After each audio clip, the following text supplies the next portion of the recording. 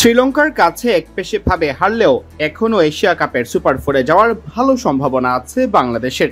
তবে সেক্ষেত্রে প্রথম এবং প্রধান শর্ত হলো নাগিন ডার্বিতে যারা টাইগারদের নিয়ে ছেলে খেলা করেছে সেই শ্রীলঙ্কার সমর্থনেই গলা ফাটাতে হবে, আর কায়মনোবাকে অনিষ্ট কামনা করতে হবে আফগানিস্তানের। শ্রীলঙ্কা যদি আফগানিস্তানকে হারায় এবং বাংলাদেশও হারায় আফগানদের, তাহলে রান রেটের হিসেব নিকেশ ছাড়াই বাংলাদেশ চলে যাবে পরের পর্বে। এশিয়া কাপের বি গ্রুপকে আগে থেকেই বলা হচ্ছিল গ্রুপ অফ ডেথ।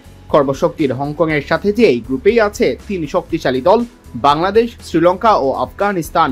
বাংলাদেশের আবার অতীতে হংকং এর সাথেও হারের নজির আছে, তাই গ্রুপটা একটু বেশি কঠিন হয়ে ওঠে লিটন দাসের দলের জন্য।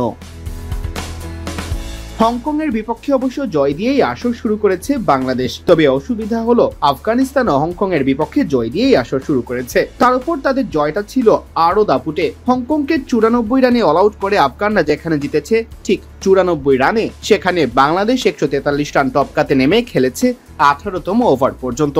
তাই রান রেটে স্পষ্টভাবেই এগিয়ে ছিল আফগানরা। তাতে আরো বড় ধাক্কা লেগেছে শ্রীলঙ্কার কাছে বাংলাদেশ হেরে যাওয়ায়। হারের ব্যবধানটাও যে বড়, বাঘেদের 139 রান সিংহরা টপকে গেছে 6 উইকেট ও 32 বল হাতে রেখে।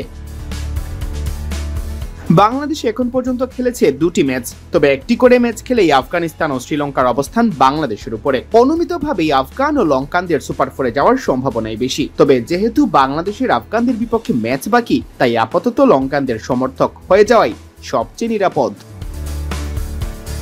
সেক্ষেত্রে সমীকরণ অবশ্য খুব একটা জটিল নয়। প্রথম শর্ত হলো 16 সেপ্টেম্বর আফগানদের বিপক্ষে জিততেই হবে বাংলাদেশকে, আর দ্বিতীয় শর্ত হলো 18 সেপ্টেম্বর আফগানিস্তানকে হারাতেই হবে লঙ্কানদের। সেক্ষেত্রে বাংলাদেশের পয়েন্ট হবে 4, আফগানিস্তানের 2, শ্রীলঙ্কার 6, অর্থাৎ পূর্ণ পয়েন্ট পাক শ্রীলঙ্কা। এই হতে হবে 18 কোটি ক্রিকেট প্রেমীর কামনা। এছাড়াও সুপার ফোরে যেতে নানা সমীকরণ হয়তো ধরা দেবে নিকট ভবিষ্যতে, তবে আপাতত এই সহজ সমীকরণ নিয়ে আশায় বুক বাঁধতেই পারেন টাইগার ভক্তরা। সিয়াম চৌধুরী, বিডি ক্রিক টাইম।